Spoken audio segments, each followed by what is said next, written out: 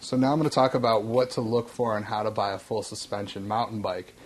The first thing you're going to want to do is think about what type of riding you're going to be doing, whether it's cross-country mountain biking, free ride, or downhill mountain biking.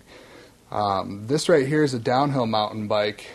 It comes with a really big aggressive shock in the front, large aggressive knobby tires, hydraulic disc brakes, a really big reinforced frame, a rear shock, and it's only 8 speeds. You have a chain tensioner and a chain guide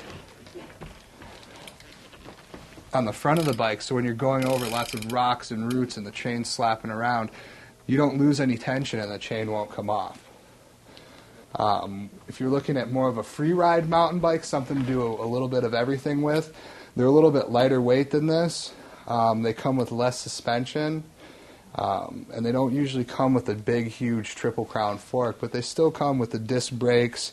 Might have a little bit more gears on it, but it'll still come with a bash guard so you don't smash up the chainring. When you're looking for a cross-country mountain bike, those are a lot lighter weight. They don't come with triple crown forks. They usually come with a single. They're usually 21 up to 27 speeds, and they're made out of anything from aluminum to carbon fiber. They're a lot lighter weight, and they're not made for as aggressive riding.